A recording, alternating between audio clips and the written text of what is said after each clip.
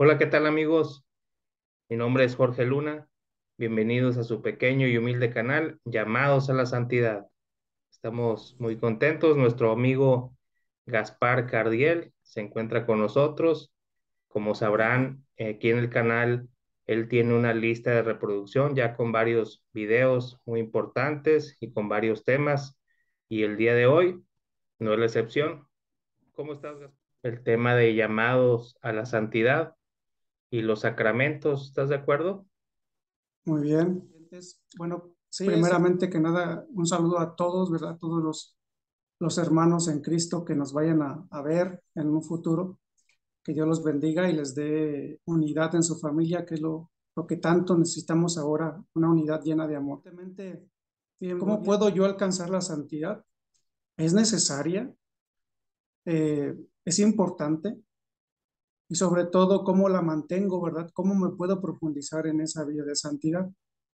Principalmente para ello, quiero tomar de una lectura de la carta de los Hebreos, capítulo 12, versículo del 14 al 15, lo voy a leer, de ahí vamos a partir. Dice así: procuren estar en paz con todos y llevar una vida santa, pues sin la santidad nadie podrá ver al Señor. Procuren que a nadie le falte la gracia de Dios, a fin de que ninguno sea como una planta de raíz amarga que hace daño y envenena a la gente. Palabra de Dios. Alabamos, Señor. Así es. Eh, Esas palabras del apóstol San Pablo, al final, donde dice que a fin de que ninguno sea como una planta de raíz amarga que puede llegar a hacer daño y envenena a la gente. En los tiempos que estamos viviendo ahora, Jorge, Ujú. si hacemos un recuento tan solo de lo que está pasando en nuestra ciudad, en las calles donde vivimos, en nuestro estado, en México y alrededor del mundo, cómo hay, ¿verdad? Tanta, exactamente eso, esas palabras de San Pablo, envenenamos a la gente y le causamos daño. Principalmente ello es el dolor que estamos infligiendo en las personas. Pero ¿por qué causamos ese daño? Sencillamente debido a que no tenemos una conciencia y tampoco tenemos un amor ni propio ni hacia los demás. Y sobre todo no tenemos las bases firmes del cómo podemos vivir. En este caso, hay personas que no creen en Dios, hay otras que sí, hay otras personas que tienen otras eh, ideologías. En todas esas partes del mundo, todos tenemos una finalidad y queremos vivir bien, ¿verdad? Pero para ello es importante en este momento canalizarnos a nuestro tema del día de hoy, llamados a la santidad. ¿Cómo podemos alcanzar la santidad o vivir en la santidad? Principalmente, primeramente, que tenemos que tomar en cuenta, Cristo nos dejó signos y nos dejó hechos concretos que él mismo realizó para lograr y alcanzar una vida, como dice uno de los textos bíblicos, que Dios Padre dice, sean santos porque yo soy santo. Pero ¿cómo logramos esa parte de santidad? ¿Cómo? ¿Qué procede? ¿Qué debemos de actuar? ¿En cómo vivir? Y sobre todo ello, en todas las enseñanzas que Cristo nos dejó, vamos a tomar lo que la Santa Madre Iglesia nos otorga y es la que dispensadora de estos signos de Cristo, ¿verdad? Estos signos hechos de salvación que son los que nos dejó nuestro Señor Jesucristo. Y para alcanzar la santidad, pues tenemos que ver, en este caso, la vida de los sacramentos. Si no tenemos una vida en sacramentos, no va a haber santidad. ¿Por qué? Bueno, primeramente vamos a ver el significado del Mm, sacramento. No sé si tú... Nosotros como católicos o laicos comunicamos con los sacramentos la presencia real, pero también que es invisible de Dios a través de un signo visible. Otra vez, los sacramentos comunican la presencia real, pero invisible, de Dios a través de un signo visible. Entonces, Bueno, es parte de lo que acabas de mencionar, ya que eso está en el Catecismo de la Iglesia Católica, precisamente las palabras que acabas de decir, y que la Iglesia Católica es la dispensadora de ellos. En ningún otro lugar se nos van a otorgar los sacramentos, en ningún otro lugar, solamente en la Iglesia Católica, ya que allí es donde fueron instituidos por Jesucristo nuestro Señor. Bien, sabemos de antemano que los sacramentos son 7. Esos 7 sacramentos son el camino para vivir una vida en santidad. Muchas personas dirán, bueno, pero ¿por qué? Bueno, muchos de nosotros que tenemos, desde que nosotros somos pequeños hasta nuestros hijos, los hemos acercado precisamente a recibir esos sacramentos. Los sacramentos, que son 7, están divididos en 3 partes. La primera parte se llama la iniciación cristiana, que son los primeros 3 sacramentos que todos recibimos desde pequeños. La iniciación, si no hay un sacramento de estos 3 en la persona, se trunca todo. ¿Se trunca qué cosa? El canal de gracia, todo lo que es y recibimos por medio del sacramento. Si no hay bautismo, no podemos recibir tampoco la comunión. Y si no hay bautismo, no podemos recibir ni tampoco la confirmación. Así que los primeros 3 sacramentos van dirigidos a la iniciación del cristiano. Y el primer sacramento es el bautismo. Sabemos de antemano que el bautismo no solamente es para el perdón de los pecados, nos une a Cristo en su muerte, nos une también a ser hijos de Dios. También por el bautismo somos coherederos de todas las herencias que Dios Padre le dejó a Abraham. El bautismo nos une principalmente a ese camino de gracia, a pasar de una criatura a ser un hijo de Dios. Y vemos cómo entonces allí recibimos la primer parte de la santidad. Se nos unge, ¿verdad?, con los santos óleos. El sacerdote hace un exorcismo sobre nosotros cuando somos pequeños para alejar el mal que haya en nosotros del que es el pecado original. Y ahí iniciamos nuestro caminar en la vida cristiana. Después de ello, ¿verdad? Somos instruidos en el catecismo para poder hacer nuestra primera comunión. Después de la primera comunión, bueno, en la primera comunión recibimos nuestro siguiente caminar en la iniciación hacia Cristo. Lo recibimos porque por fin podemos confesarnos.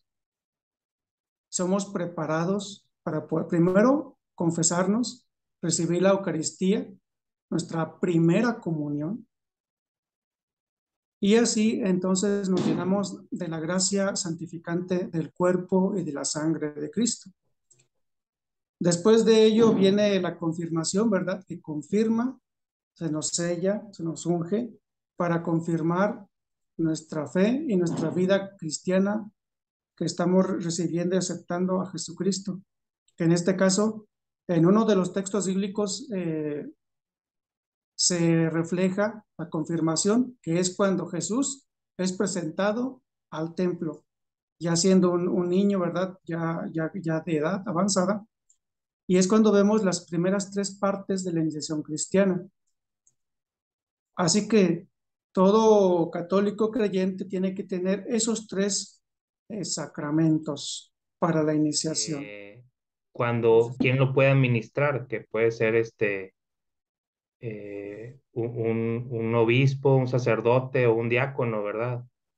En caso de peligro de muerte, cualquier bautizado puede administrar un bautismo de emergencia.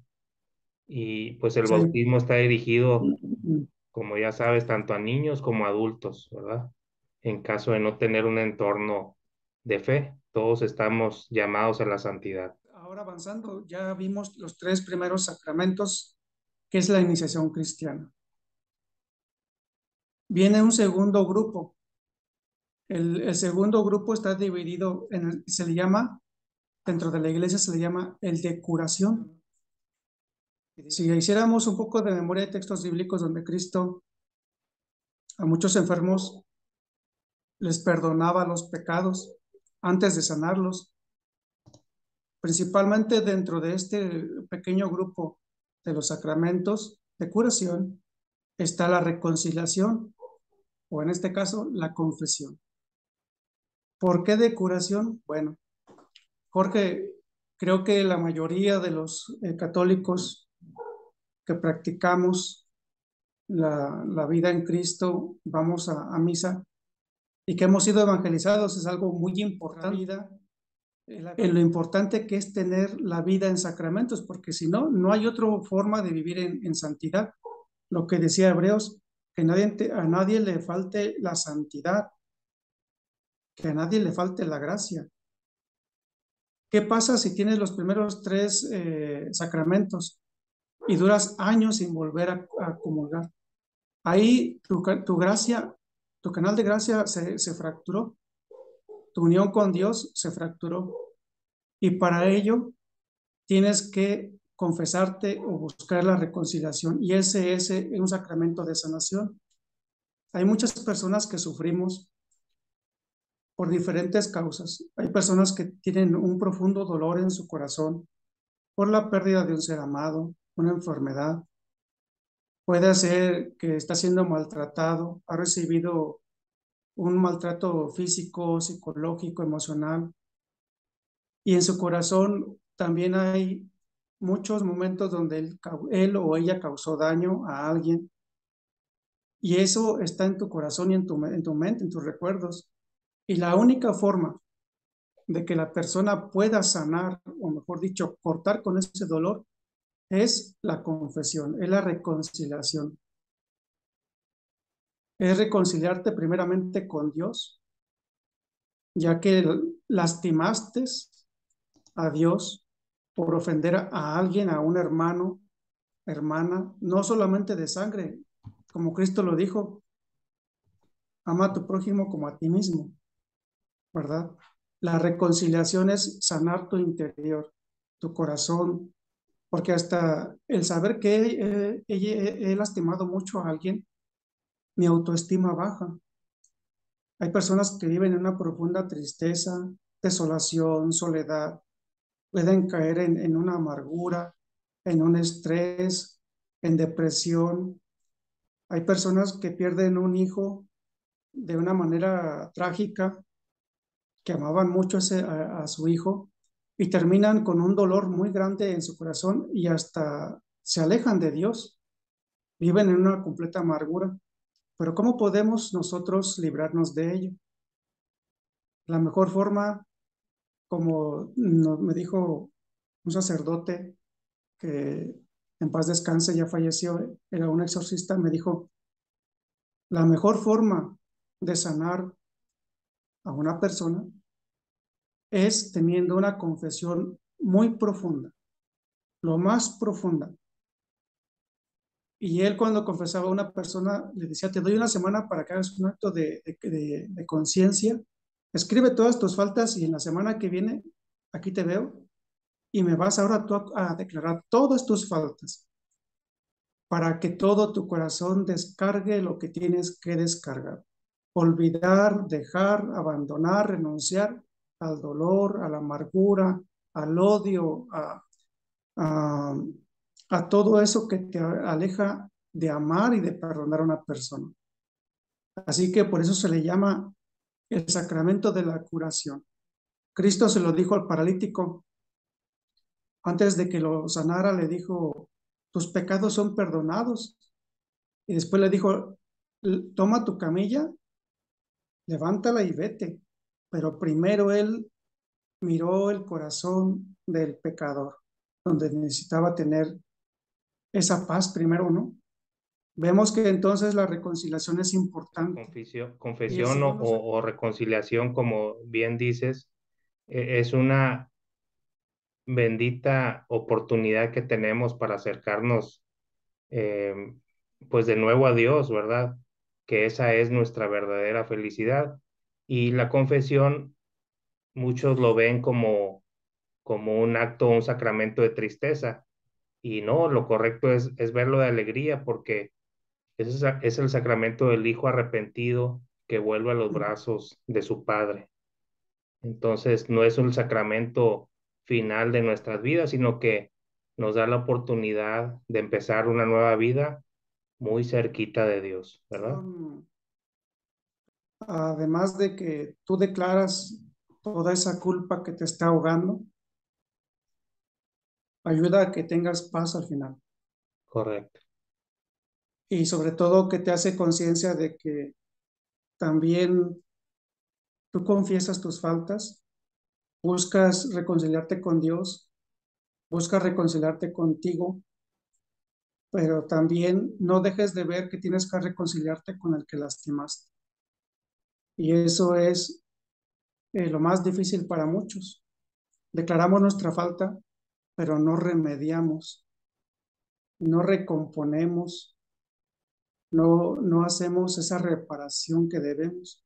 Y es importante para que nuestro sacramento tenga esa plenitud, ¿verdad?, de lo que buscamos y queremos. Bien, ahora pasando al otro sacramento de curación es la unción de los enfermos.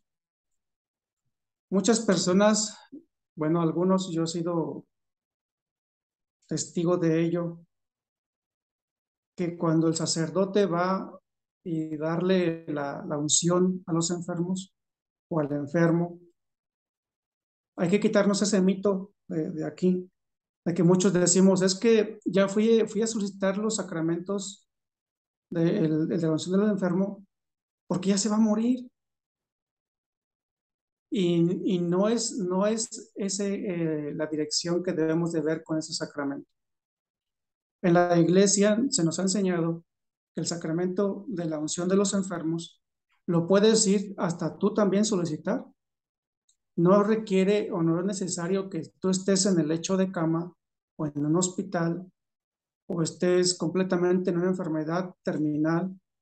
Tú puedes ir a solicitar y decir a tu párroco o a tu sacerdote, eh, necesito la unción de los enfermos, ya que mi salud no ha sido precaria, no ha sido buena. Y ellos, como Cristo lo dijo, como lo dice Santiago en una de sus cartas con San Pablo, que dice, vayan y unjan a los enfermos con aceite y oren por él y el enfermo sanará, porque la oración del justo, la oración fervorosa tiene poder. Y créeme que cuando el sacerdote va y va a ungir al enfermo y tú estás presente, el sacerdote hace la unción al enfermo pidiendo la salud física y la salud espiritual. ¿Y qué crees? Hasta el que está escuchando allí siente ese alivio, ya que la unción del enfermo es para el presente y también para el que escucha. Y esto te lo digo ya que muchas personas me han contado eso, que lo han experimentado y han sentido ese cambio después de estar presente en la oración del enfermo. Es correcto. Y, y aún en esa unción de los enfermos también lo que se lleva es también se hace la reconciliación y el sacerdote habla con el enfermo, lo concientiza de lo importante de la reconciliación, del perdón, de la renuncia al odio, a la venganza, cualquier sentimiento adverso que pueda evitar que la gracia y la santidad que vienen en el amor de Dios en esta reconciliación del enfermo, pueda él lograr, la verdad. Porque aquí es el enfermo, tengo mi corazón disponible para esta gracia, para este sacramento, para este momento cercano con él. Por eso es el sacramento de la curación, porque él viene, este sacerdote que es Cristo mismo que viene en busca del agonizante y también viene a confortarlo y viene a darle alivio. y sobre todo viene a ponerlo en la santidad, en la gracia, en el camino para lo que pueda suceder el día de mañana con él. Ese es el segundo sacramento dentro del grupo de los sacramentos de curación. Sí, fíjate que ese tema o ese más bien ese punto es muy importante porque para quien lo recibe y como dices tú también para quien está ahí cerquita, brinda esa fortaleza y el consuelo en la enfermedad pues es muy importante porque le da la paz y la tranquilidad de conciencia en el lecho de muerte. En este caso, ellos esperan que les sea otorgado el perdón para de todas sus culpas, ¿verdad? Para la vida eterna. Entonces yo creo que comentar así rápido para ligar lo de la oración que sella el sacramento de la unción de los enfermos. Sí, Y dice el Padre, por esta santa unción, y en ese momento se unge el aceite con la señal de la cruz, y él sigue, y su benignísima misericordia te perdone el Señor todo lo que has pecado por medio de la vista, el oído, el olfato, el gusto y la palabra, el tacto, el andar. Así sea. porque las veces que yo he ido a orar por los enfermos, ellos mismos, textualmente te lo voy a decir, me dicen, gracias porque has venido a hablarme de Dios. Gracias porque me has venido a visitar y no me has dejado solo. Los que tenemos o hemos llegado a tener enfermos que están postrados en cama, sabemos que es un sufrimiento muy grande y principalmente ellos se sienten abandonados y muchos de ellos llegan a sentir hasta un cierto grado de molestia debido a que están en una situación que nunca pensaron y que sin embargo les llega a suceder en ese momento porque todo el día, si todo el día estás postrado en cama, solamente ves las cuatro paredes y el techo. Acabas de decir que qué bonito eso que tú haces y obviamente el agradecimiento de las personas.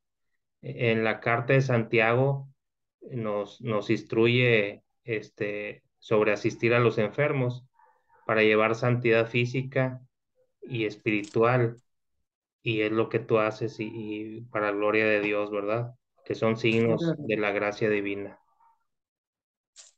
Sí, porque, miren, dice en la carta de Santiago, capítulo 5 versículo 19, dice, hermanos míos, si alguno de ustedes se desvía de la verdad y otro lo hace volver, sepan ustedes que cualquiera que hace volver al pecador de su mal camino, lo salva de la muerte y hace que muchos pecados sean perdonados. Palabra de Dios. Vamos. Así es que Jorge o todos los hermanos o hermanas que van a escuchar esto, créanme que por eso se llaman las obras de la misericordia.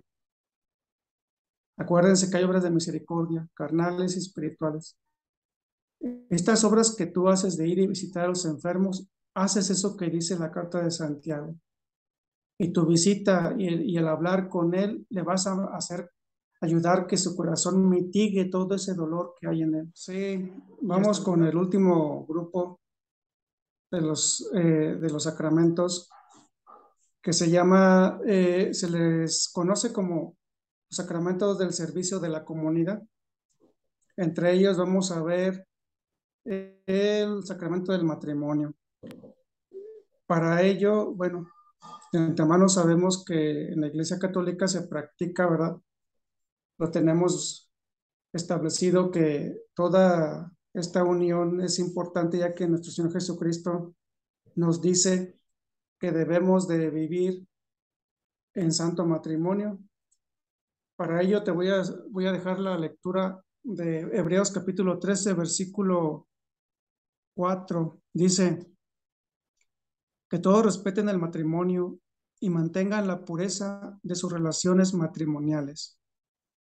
porque Dios juzgará a los que cometen inmoralidades sexuales y a los que cometen adulterio. Palabra de Dios. Alabamos, Señor. Dice San Pablo que tengamos en alta estima el matrimonio. Es importante ver que en estos tiempos que estamos viviendo, se está dando muy poca importancia al santo matrimonio. Se casan jóvenes, parejas por la iglesia, y ¿qué pasa? A los pocos meses o al año se separan. ¿Qué quiere dar a entender, como lo dice ese texto, ese versículo, que no tienen en alta estima el matrimonio como es debido? Hay un problema y se dividen. Y lamentablemente, como Cristo lo dijo en uno de sus evangelios, que los fariseos le dijeron: ¿por qué Moisés nos permitió divorciarnos de nuestras esposas? Y Cristo lo dijo: por lo tercos que son. Lamentablemente estamos viviendo un tiempo muy fracturado en el matrimonio. Muchas veces me he quedado pensando si realmente hay amor o no hay amor. O solamente es el momento de la euforia lo que se siente, o solamente la pasión es la que desborda a la pareja, pero no hay amor. Y la pasión, pues, se apaga, se va, y el amor no hay, pues se divide. Es importante lo que dice, ¿verdad? El matrimonio al servicio de un sacramento. El sacramento del orden sacerdotal, bueno, de antemano sabemos que algunos son llamados, ¿verdad? A ese orden, y donde mismo Cristo a ellos los unge, ¿verdad? Con su poder, con su autoridad. Pero es importante ver la importancia de este orden sacerdotal. Dice en la carta de los Hebreos, capítulo 5 versículo 1, dice: todo sumo sacerdote es escogido de entre los hombres, nombrado, nombrado para representar, para representarlos delante de Dios y para hacer ofrendas y sacrificios por los pecados. Entonces, es importante ver esto, ¿verdad? Que dice este texto de esta carta de los Hebreos, dice: todo sumo sacerdote es escogido de entre los hombres, nombrado para presentarlos delante de Dios. Entonces, vemos cómo los sacerdotes, los hombres que sienten ese llamado a servirle a nuestro Señor, es escogido de entre nosotros los hombres, pero el que lo escoge es Dios mismo. Ese llamado que Él hace directamente al corazón del hombre. Todo sacerdote va a rendirle cuentas a Dios de todas las almas las cuales a Él se le han destinado.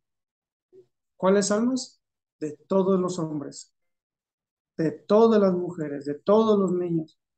Imagínate ese gran responsabilidad y ese gran peso que ese sacerdote, no solamente administrar la iglesia, no solamente los sacramentos, no solamente confesar, no solamente casar, no solamente ungir, sino que ese hombre que se llama sacerdote rendirá cuentas a Dios por todas y cada una de sus ovejas de... Tan solo yo pensar eso hasta como que me dio escalofrío, dije: Sí, imagínate la sí. responsabilidad tan grande. Es que es una consagración absoluta, completa de esa persona al seguimiento de Jesús. Se consagra totalmente, absolutamente. Entonces, imagínate qué fuerte es. Por eso el signo que hacen en esa consagración, también hay signos visibles como los otros sacramentos que hablábamos. Es cuando el obispo al aspirante le impone las manos y hay una ujú, oración que él pronuncia en el momento que hace la imposición de manos y recibe el nombre de oración consecratoria. Y si me lo permites, la quiero mencionar así rápido.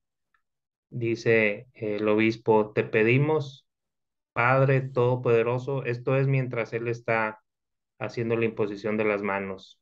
Va ujú. otra vez, dice: te pedimos, Padre Todopoderoso, que confieras a estos siervos tuyos la dignidad del presbiterado. Renueva en sus corazones el espíritu de santidad. Reciban de ti el sacerdocio de segundo grado y sean con su conducta ejemplo de vida. Eso va ligado a lo que acabas de decir.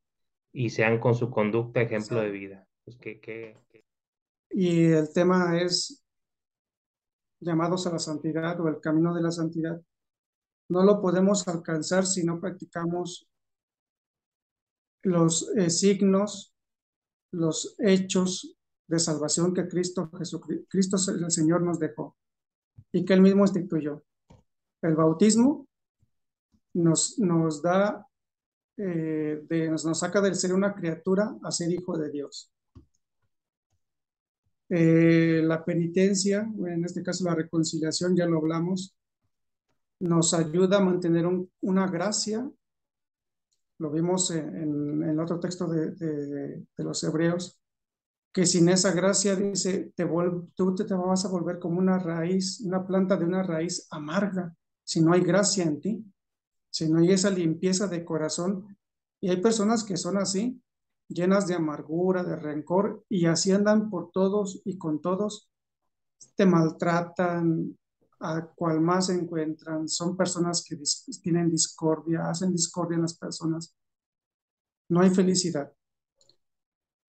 Entonces vemos que es importante los sacramentos. La comunión, dice en el Evangelio de San Juan capítulo 6 versículo 54, dice, el que come mi carne y bebe mi sangre, tiene vida eterna, y yo lo resucitaré en el día último. Palabra de Dios. La Eucaristía. Si nosotros truncamos de nosotros estar haciendo ese sacramento, nosotros estamos, cada vez que no vamos a misa y no comulgamos, pasamos semanas, meses, años sin comulgar, estamos cortando eso que acaba de decir Cristo en este Evangelio. Si tú no comes y bebes del cuerpo y sangre mío, no tendrás vida eterna. No tendrás vida eterna. Por eso la importancia de la Eucaristía. Si nosotros estamos frecuentemente yendo a misa, no rompemos esa parte que nos pide la iglesia, tenemos vida eterna. Y cada vez que tú comulgas, comes y bebes el cuerpo de nuestro Señor, tienes vida eterna y tendrás lo que Él dice, yo te resucitaré en el día último. Si tú haces esto, si tú te mantienes comiendo y bebiendo de mi cuerpo, que es la única forma con la cual tendrás gracia, santidad y vida eterna. Y después vienen los otros sacramentos que vimos, ¿verdad? Que es la unción de los enfermos, vimos la importancia y vimos ahora la parte del matrimonio, el orden sacerdotal. Pero muchos dirán, bueno, pero yo no soy un sacerdote, pero sí puedes ser un esposo. Si eres una esposa y si eres un sacerdote bautismal, no ministerial, eres bautismal por tu bautismo. Entonces, si hacemos recuento y recapitulamos todos, esos 7 sacramentos sí los tenemos en la vida presente todo el tiempo hasta que tú mueras. Tu bautismo, tu comunión y la confesión, la confirmación, la reconciliación. Cuando estás enfermo, también pides que te oren. Te casas y hay algunos que no te casan, si no se casan, ¿verdad? Cada va a ser su vocación. pero también el sacerdocio lo tenemos bautismal. Así que, recapitulando todo, Jorge, sí tenemos una vida en santidad, un llamado de santidad que tenemos que ejercer toda nuestra vida, y ese camino de santidad es la práctica y el seguimiento en la vida de los sacramentos de Jesucristo. Así que espero que todo esto que hemos entablado, alguno más de alguno con uno, que tenga conciencia nueva y valore y tenga bien aceptado la importancia de los sacramentos en la vida, cambiará. Con una, Jorge, con una persona. No pedimos miles ni 100, no. Como lo dijo Abraham a nuestro Señor cuando iba a castigar a Sodoma y Gomorra. De 50 se bajó a 5.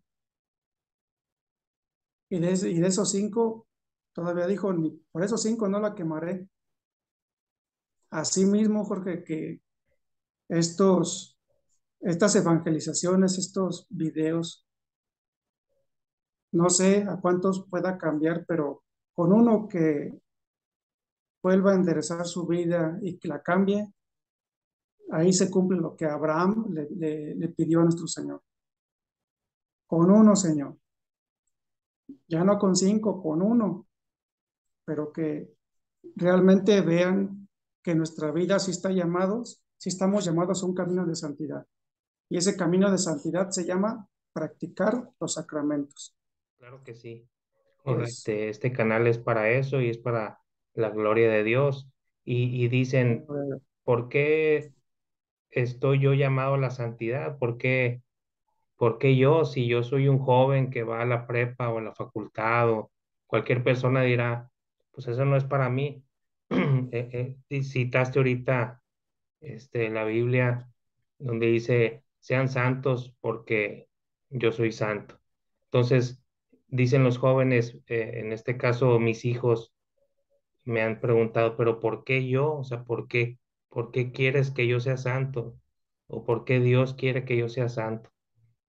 Yo les digo, porque Dios te ama, hijo, porque tú eres precioso para Él, tú le perteneces a Él, Él te amó desde antes que existiera el tiempo, Él es tu Padre y tú lo necesitas, Él desea que tú seas como Él, o sea, santo. Entonces, eh, los jóvenes dirán, me iré a un monasterio, me iré a la montaña, a una cueva, no. Practicar la santidad es en la casa, en la prepa, en la escuela, en el trabajo, los que ya trabajamos, también en el descanso, cuando estás solo, en la escuela, en la multitud misma, ¿no? En tu familia, hasta la gente que está privada de su libertad. En todos lugares es una oportunidad para ser santo todo el tiempo. Amén. pues solamente me Ok. queda dar gracias, Jorge. Muchas gracias por esta oportunidad, y darle gracias a todos los hermanos en Cristo que nos puedan o nos lleguen a ver. Que Dios los bendiga. Que Dios los bendiga y muchísimas gracias. Que viva Cristo Rey. Gracias, Que Gaspar. viva Cristo Rey.